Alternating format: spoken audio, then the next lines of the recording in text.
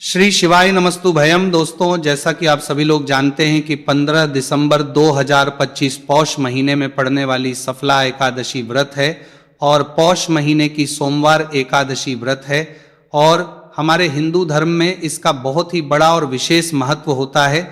अगर कभी भी मौका लग जाए और पौष महीने का एकादशी तिथि सोमवार के दिन पड़ जाए तो आप लोगों को सिर्फ और सिर्फ तुलसी की सूखी लकड़ी वाला उपाय तो अवश्य ही करना चाहिए। इन दोनों का संयोग बहुत ही कम आता है। इसी के साथ में गुरुजी ने अपनी शिव पुराण कथा में बताया है कि इस दिन आपको तुलसी की सूखी लकड़ी वाला उपाय तो आपको अवश्य ही करना चाहिए, क्योंकि ऐसा दिन पूरे साल में सिर्फ एक ही बार आता है। और दोस्तों, आप सभी लोग जानते हो कि सोमवार एकादशी तिथि का अगर सबसे बड़ा कोई उपाय है तो वह तुलसी की लकड़ी वाला उपाय है। तो दोस्तों, सोमवार एकादशी तिथि के दिन आप लोगों को इस तुलसी की सूखी लकड़ी वाला उपाय को जरूर करना है। बहुत सारे लोग होंगे जिन लोगों ने इस उपाय को ना किया हो, मतलब पूरा साल निकल गया, उन्होंने किसी भी दिन इस तुलसी की सूखी लकड़ी वाला उपाय को ना किया हो। पर दोस्तों, आपके पास एक आखिरी मौका बचा हुआ है, जो कि सोमवार एकादशी तिथि के दिन है। इस दिन आप लोगों को इस वाले उपाय को जरूर कर लेना है।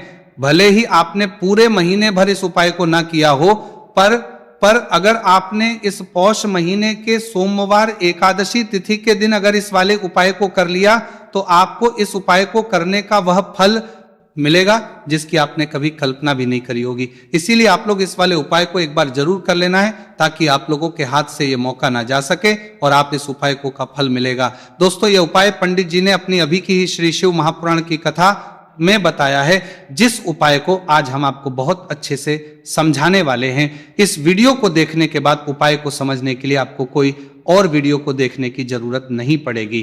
तो चलिए दोस्तों, उपाय को शुरू करते हैं। देखिए, यह इस पौष महीने सोमवार एकादशी तिथि के दिन ये इतना खास होता है, इतना महत्वपूर्ण होता है। देखा गया कभी कभी बड़े बड़े पूजा पाठ अनुष्ठान से जो कि मनोकामना पूर्ण नहीं होते, वहां पौष महीने के सोमवार एकादशी तिथि के दिन एक छोटे से उपाय करने से ही आपकी मनोकामना पूर्ण हो जाती है। और बहुत सारे लोगों ने इस उपाय को किया भी है, पर उनको इस उपाय को करने का फल भी जरूर मिला है।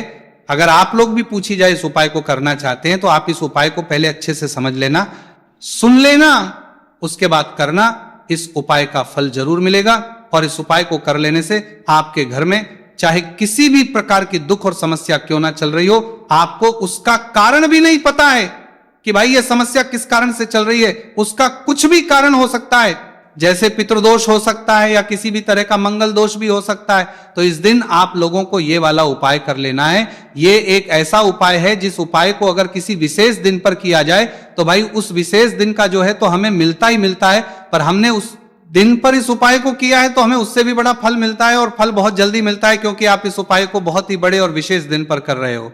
तो चलिए अब उपाय के बारे में बात करते हैं, लेकिन उससे पहले आप लोगों को यह जानना आवश्यक है कि आखिर ये उपाय किस समय करना है, किसको करना है और कैसे करना है। तो चलिए हम आगे आपको वीडियो में एक एक कर ये बता देते हैं। लेकिन अगर आप लोग हमारे चैनल पर पहली बार आए हैं या फिर मेरी आवाज आज पहली बार सुन रहे हैं तो हमारे चैनल को सब्सक्राइब जरूर करता है लेना, और इस वीडियो को लाइक करके कमेंट बॉक्स में श्री शिवाय नमस्तु भयम ओम नमः शिवाय जरूर टाइप कर देना। तो दोस्तों, इस तुलसी की सूखी लकड़ी वाला उपाय को हमें सोमवार एकादशी तिथि के दिन कैसे करना है, किसको करना है, किस समय करना है और कहां पर करना है, ये सारे सवालों के जवाब आपको इस वीडियो में और जो ये वीडियो देखेगा भाई उसको तुलसी की सूखी लकड़ी वाला उपाय जरूर करना चाहिए, क्योंकि इस दिन काला तिल का भी बहुत ही बड़ा और विशेष महत्व होता है। और जब बात आ जाए तुलसी की सूखी लकड़ी वाला उपाय की तो ये सोने पर सुहागा वाली बात हो जाती है और ये बहुत ही बड़ा उपाय होता है। अब दोस्तों, इस तुलसी की सूखी लकड़ी उपाय को आखिर करना किसको है, सबसे पहले हम लोग वो बात जान लेते हैं। तो देखो, घर की जो बड़ी माताएं बहन होती हैं, उन माताओं बहनों में से कोई भी एक बड़ी माता बहन इस वाले उपाय को कर सकती है। और दोस्तों, अगर आप चाहें तो अपने घर में से सभी सदस्यों को भी इस उपाय को करवा सकते हैं। अगर किसी व्यक्ति की खुद की कोई मनोकामना है, खुद की कोई दुख और परेशानी है जो कि वो अपने लिए ही करना चाहता है इस वाले उपाय को, तो वो खुद अपने लिए भी कर सकता है। बाकी अगर कोई घर में से ऐसा है जो कि अपने पूरे घर परिवार के सुख और शांति के लिए ये वाला उपाय करना चाहता है तो भाई वो भी कर सकता है, हो सकता है, उसमें भी कोई दिक्कत नहीं है। कहने का मतलब यह है कि इस उपाय को हर एक सदस्य भी कर सकता है और पूरे घर परिवार के सदस्य के लिए घर की बड़ी माताओं बहनों में से कोई एक माता बहन भी कर सकती है। माताएं बहनें अगर घर में उपस्थित ना हो या वह ये वाला उपाय ना कर पा रही हो तो फिर घर का कोई बड़ा सदस्य भी इस तुलसी की सूखी लकड़ी वाला उपाय को कर सकता है, चाहे फिर वो पुरुष ही क्यों ना हो, उसमें कोई दिक्कत वाली बात नहीं है। उसके बाद में दोस्तों जो अगला प्रश्न निकल कर आता है वो ये आता है इस उपाय को लेकर कि आखिर इस उपाय को हमें किस समय करना है, सुबह के समय करना है कि शाम के समय करना है। तो देखो इस वाले उपाय को आप लोग सुबह के समय भी कर सकते हो और शाम के समय प्रदोष काल में भी कर सकते हो।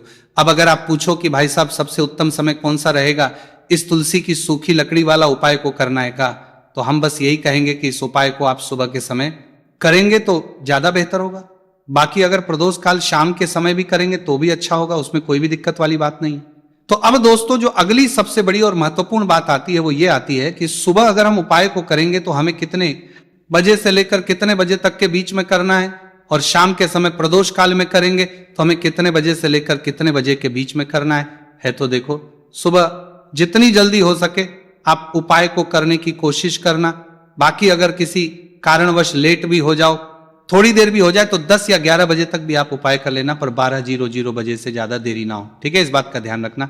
उसके बाद में दोस्तों अगर शाम के समय प्रदोष काल की बात करें, प्रदोष काल का जो समय है होता है वो शाम के 6 बजे से शुरू हो जाता है, मतलब शाम 6 से लेकर 7 के बीच का जो समय होता है यह समय प्रदोष काल का समय होता है। तो आप इस उपाय को 7 या 8 बजे के बीच में भी कर सकते हो, मतलब शाम के 6 बजे से रात 8 बजे के बीच में आप कभी भी इस वाले उपाय को कर सकते हो, उसमें कोई भी दिक्कत वाली बात नहीं है। देखिए यदि हम किसी भी प्रकार के उपाय को निश्चित दिन और निश्चित तिथि पर करते हैं तो इसका हमें बहुत अधिक लाभ मिलता है और इन उपायों को करने के बाद हमारे जीवन में बहुत अधिक परिवर्तन है। साथ ही साथ ये जो उपाय आपके जीवन की सारी परेशानियों को और सारी बाधाओं को दूर करने वाले हैं। देखिए दोस्तों आज के इस पूरे ही वीडियो में हम आपको 3 चमत्कारिक उपाय बताने वाले हैं और ये तीनों ही उपाय बहुत ही खास और बहुत ही ज्यादा विशेष होने वाले हैं।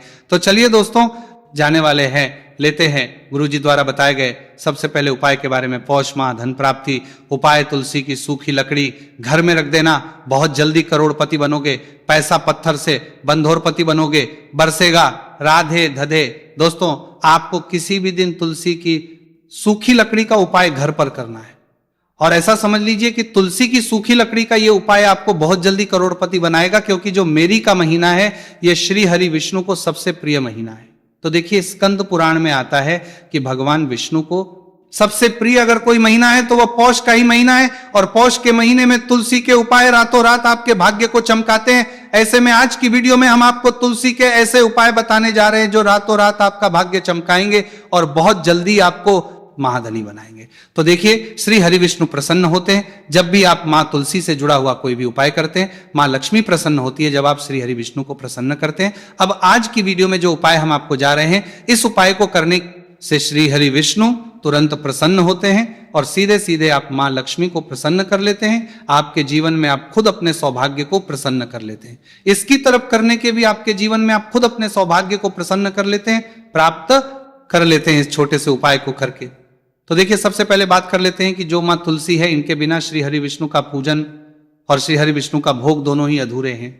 जब भी हम श्री हरि विष्णु को भोग कराते हैं, उनको भोग लगाते हैं, उसमें हम तुलसी दल जरूर डालते हैं। एक पत्ता डालेंगे लेकिन तुलसी दल जरूर डालते हैं, क्योंकि बिना तुलसी दल के श्री हरि विष्णु कोई भी भोग स्वीकार नहीं करते हैं। और पौष के महीने में तुलसी का पूजन करने से व्यक्ति को सौभाग्य की प्राप्ति होती है, उसके घर में कभी निर्धनता नहीं आती है। आप देखिए सबसे पहले तो आपको पौष के महीने में एक हरा भरा तुलसी का पौधा अपने घर में लगाना चाहिए।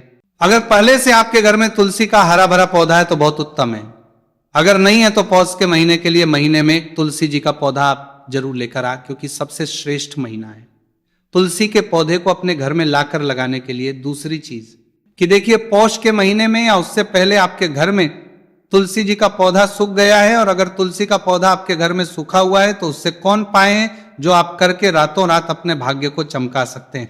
तो देखिए अगर आपके घर में तुलसी जी का सूखा हुआ पौधा है, इसमें आपको हरे भरे पौधे से उपाय नहीं करना।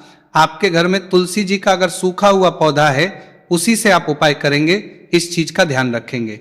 तो देखिए अगर तुलसी जी का पौधा सूख गया है तो आपको क्या करना है, छोटी छोटी टहनियां लेनी है, गिन करके 7 टहनियां, ठीक है ना। कितनी टहनियां लेंगे? 7 टहनियां लेंगे। थोड़ा सा मौली धागा आपको लेना है और सातों तुलसी की सूखी लकड़ी को एक के अपने अंदर एक यानी गट्ठा टाइप का बनाना है और उसको बांध देना है, ठीक है ना। सारी तुलसी की लकड़ियों को इकट्ठा करना है और मौली धागे से बांध देना है। बांध देंगे कलावा लपेट कर। अब आपको क्या करना है, रोली का इस तुलसी की सूखी लकड़ी पर आपको करना है, रोली का तिलक करेंगे। अगर चंदन है तो थोड़ा सा चंदन लगा दीजिए। अब ये तुलसी की जो सूखी लकड़ी है, ये आपको थोड़ी देर अपने घर के मंदिर में रखनी है श्री हरि विष्णु के सामने, और एक देसी घी का दीपक आपको श्री हरि विष्णु के सामने लगाना है। दीपक गोल बाती का लगाएंगे और उसमें एक चुटकी पिसी हुई हल्दी डाल देंगे, ठीक है ना। श्री हरि विष्णु को हल्दी बहुत प्रिय, दीपक लगा देंगे। थोड़ी देर बाद जो तुलसी की लकड़ियां हैं उनको ऐसे ही रखा रहने देंगे, तिलक कर देंगे। अब थोड़ी देर बाद आपको क्या करना है, तुलसी की वो जो सूखी लकड़ी बांधी थी कलावे से, मोली धागे से, अब आपको उन्हें उठाना है। एक छोटे से लाल कपड़े में आप इसको रख लीजिए, ठीक है ना, लाल कपड़े में रख लीजिए। पीला कपड़ा हो तो पीले कपड़े में रख लीजिए। रखने के बाद आपको क्या करना है, इसकी पोटली टाइप की बना देनी है। धागे से लपेट कर मोली धागे से पोटली बना लीजिए, आराम से बंध जाती है। अब इस पोटली को आपको कहां रखना है, इसे आपको अपने घर के मुख्य द्वार पर टांगना है, ठीक है ना।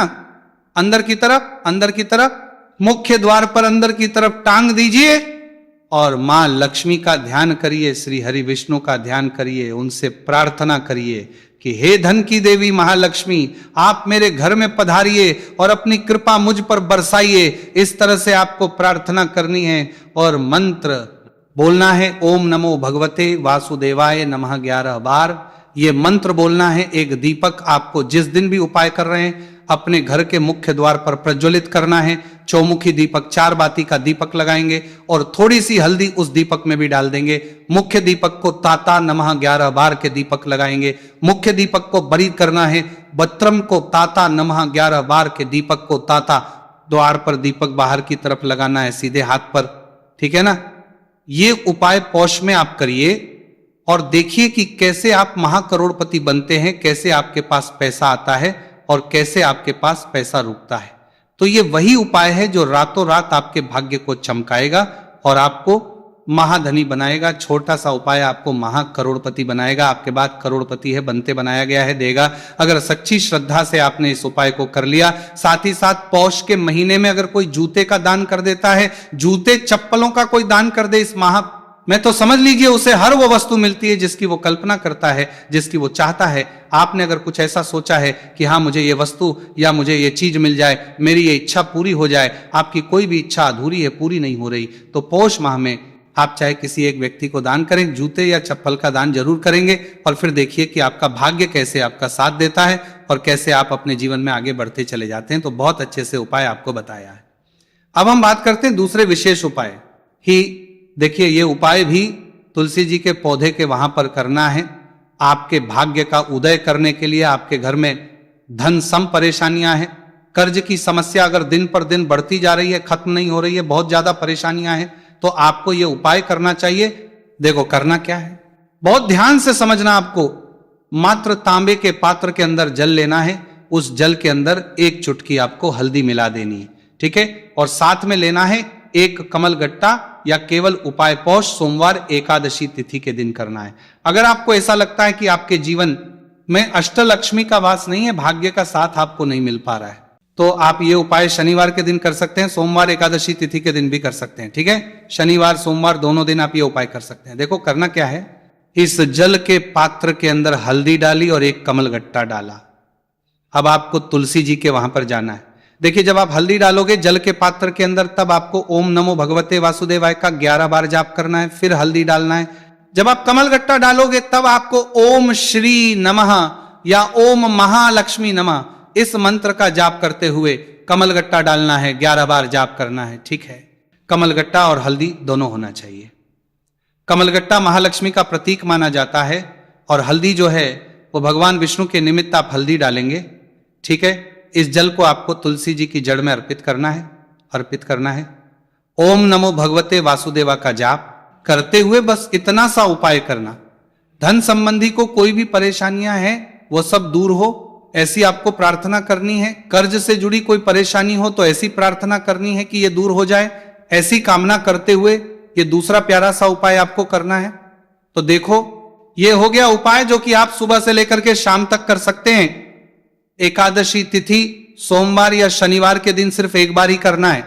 अब जो कमलगट्टे को आपको वहीं पर तुलसी जी के वहां पर रखे रहने देना है, आपको उठाना नहीं है। वो कमलगट्टा चाहे तो आप तुलसी जी के वहीं पर गांठ दें, ठीक है, तो भी चलेगा। तो इस प्रकार से आपको यह सुंदर सा उपाय करना है। अब हम बात करते हैं तीसरे उपाय की। ध्यान ना रखना, ये जो दूसरा उपाय है ये आपको आपके घर में ही करना है, बाहर कहीं पर भी करके आना, ठीक है। घर में अगर तुलसी जी हो तो ही आप ये उपाय कर सकते हैं। अब आपको क्या करना है, भगवान शिव के मंदिर में जाएंगे, जो एक बेलपत्र है वह माता अशोक सुंदर वाले स्थान पर आपको अर्पित करना है। डंडे का हिस्सा जलाधारी की तरफ हो चाहिए। उस प्रकार से आपको यह बेलपत्र अर्पित करना है। जब बेलपत्र अर्पित करोगे तब आपको कुंदकेश्वर महादेव का नाम लेना है, माता अशोक सुंदरी वाले स्थान पर, ठीक है। आप जो चावल के दाने हैं, जो अक्षत लेकर आए हैं, वो भगवान शिव के शिवलिंग पर आपको अर्पित करना है। जब आप अर्पित करोगे तब आपको बृहस्पति शबर महादेव का नाम लेना है। बृहस्पति शबर महादेव ही एक ऐसे महादेव है जो आपके गुरु ग्रह को मजबूत करता है। तो आपको इस प्रकार से अर्पित करना है और अंत में एक लोटा जल धीरे धीरे पतले दरा से बृहस्पति शबर महादेव का स्मरण करते हुए या श्री शिवाय नमस्तु भयम का जाप करते हुए आप अर्पित करें। ये केवल और केवल सोमवार एकादशी तिथि के दिन किया जाता है और ये उपाय बहुत ही ज्यादा प्रभावशाली है। ध्यान रखना, हल्दी का उपयोग मत करना, चावल में पीला करना है। चावल को तो पीला चंदन ही होना चाहिए, ठीक है। अब ये जो उपाय जो भी करता है निश्चित तौर पर उसके जीवन के सारे अंधकार दूर होते ही होते हैं, उसको सफलता भी मिलती है। बृहस्पति मजबूत होते हैं किस्मत का साथ उसको मिलने लगता है। ये उपाय प्रदोष काल के समय करते हैं तो और लाभकारी सिद्ध होता है। तो दोस्तों, ये थे पूज्य गुरु जी द्वारा बताए गए कुछ बहुत ही खास उपाय। अगर आपको जानकारी अच्छी लगी हो तो वीडियो लाइक करिएगा। मिलते हैं फिर एक नए वीडियो के साथ। श्री शिवाय नमस्तु भयम।